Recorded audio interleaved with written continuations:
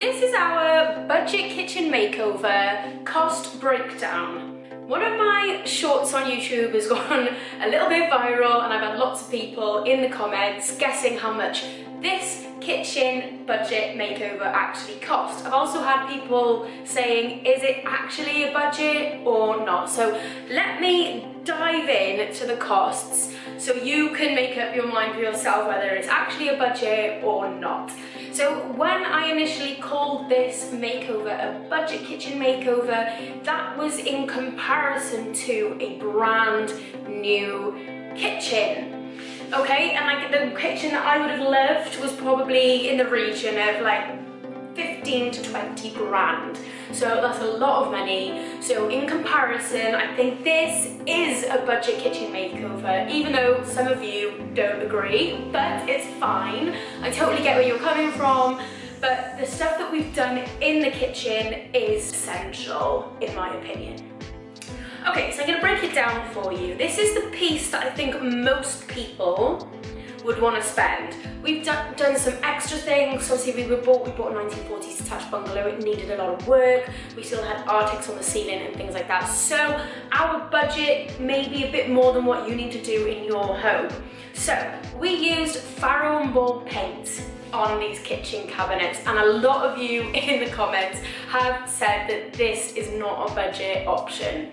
However, we paid £68 for the tin of paint. I think it was 2.5 litres, and that, because it's good quality paint, did these cabinets 3 to 4 times. So yes, it sounds expensive at initial cost, but guaranteed, if you bought a cheaper brand, you would have had to have gone back and forth to B&Q to keep buying more paint, whereas we have not had to do that with this Faro and Ball paint. So I do think that £68 is budget in comparison to getting a new kitchen, in my opinion. So that cost £68 for that tin, and then we also needed the primer before that, and that was Instabin, and we only needed to use one tin. Well, we didn't even use one tin, it was about 75% of the small tin, and that cost £20. Okay, so then I bought these new handles, which also on some of my YouTube shorts have caused outrage, and on my TikTok, because people don't like them, which is totally fine. People are saying for me to go for gold handles, but if I wanted to do that, it would have cost a lot more. I got 20 of these wooden handles for £13 on Amazon. We'll admit they're not the best quality, they aren't great, but for what we want right now, these are absolutely perfect. And as well, the style I want to go for in my home is very sort of like Japanese and Scandinavian. I want to bring lots of like woods in, and I just felt like gold, brass didn't match the vibe of that. And a lot of people saying, oh, gold handles would look lovely. I'm sure they would, but it's not the vibe I was going for. It's not the look I was going for. So £13 for 20. If you actually look at how much handles are, sometimes you're paying £13 for one.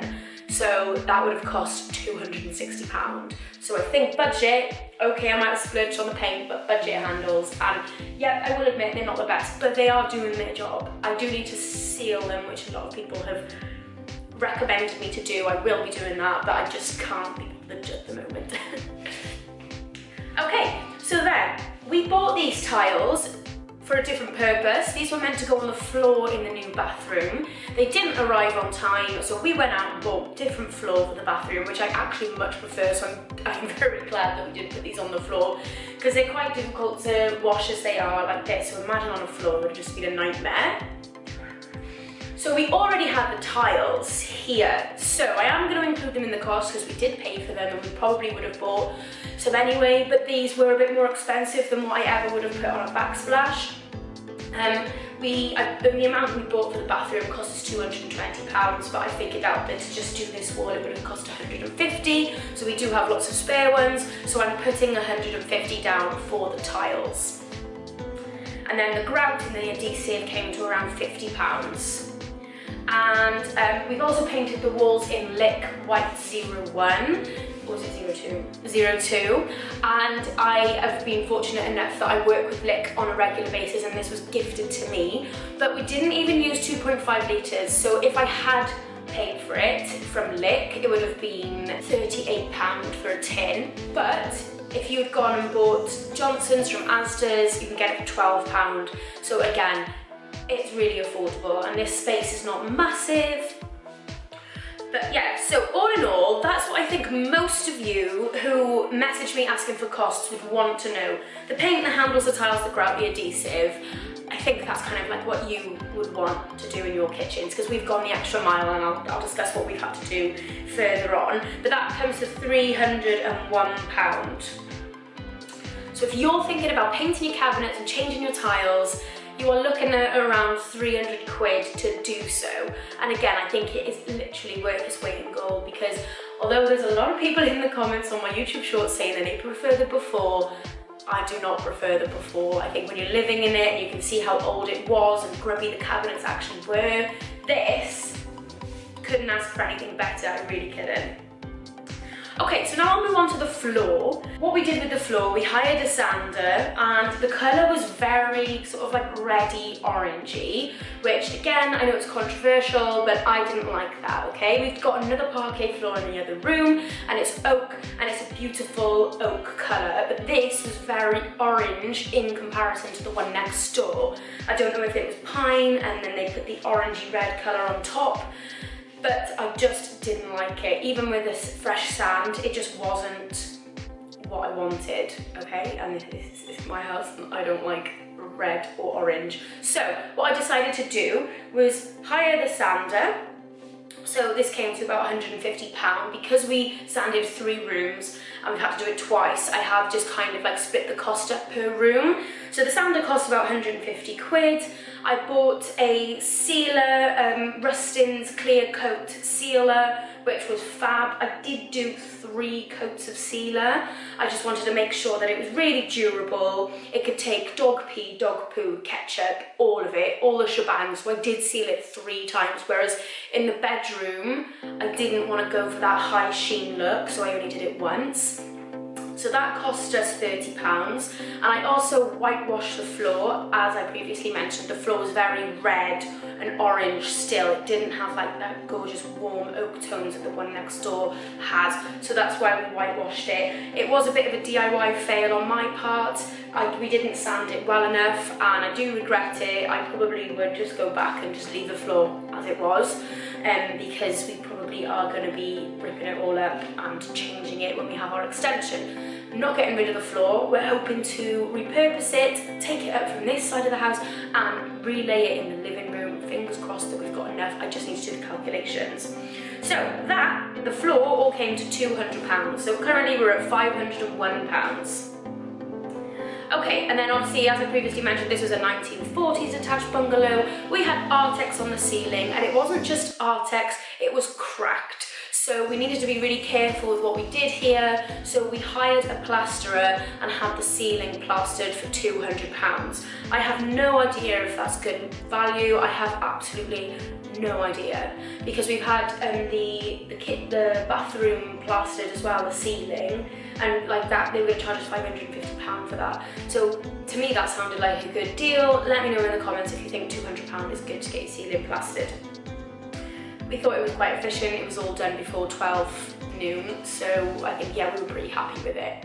Okay, and then I needed to buy an extra cupboard door. As you can see here, it's not quite fitting. For the integrated washing machine, which didn't have a door on it because we left the door for our old house, even though I wish we brought it now, because I don't think he had an integrated washing machine, the guy who bought our old house. So that cost me 30 quid. Literally, I think this kitchen was a B&Q kitchen anyway. I've seen a lot of people pop up in my DMs saying that they had the exact same kitchen before. And the only thing I didn't like about the kitchen before, really, was that it was two-tone. So yes, the sage cabinets were lovely colour. In real life, they had kind of like lost it. If I could have found a matched paint and given them a refresh, maybe that's what I would have done. But it was two-tone. Didn't like that. And we also had like this old-fashioned sort of, I don't even know what to call it really, like a cornice top and bottom to the cabinets, which I do think was a bit dated as well. So we bought a new cupboard door, that was 30 quid. We also had a rewire, and during the rewire we had 6 spotlights installed, which I think, just looking at the calculations of the invoice of the rewire, comes to about £150. So we've had that as well. We also desperately needed a new oven and a new hob. These were really dated. We couldn't even have them changed until we had the rewire. So a lot of people in my comments again were saying that it didn't need makeover, this kitchen, but it desperately did. We needed to take the tiles off because we had to have a rewire. We had to have a new oven, we had to have a new hob. They were not suitable or fit for purpose. So I'll pop some photos up of what they all looked like before. So the oven cost us £220 and the hob was £200. We didn't splurge on these, we just wanted to get kind of like the basic ones in. We're not massive cooking people, we do cook, well I don't.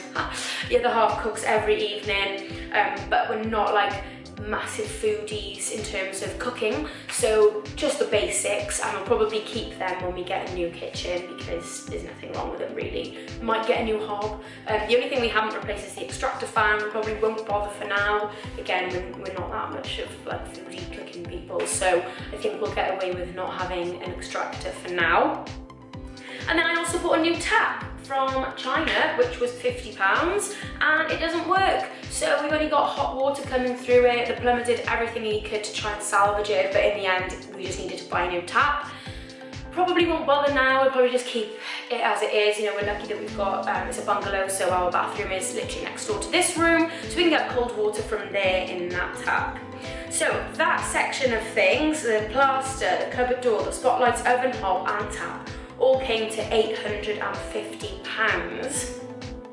This brings the total of our budget kitchen makeover to £1,351. Now, do I think this is good value for money? I think that is pretty decent.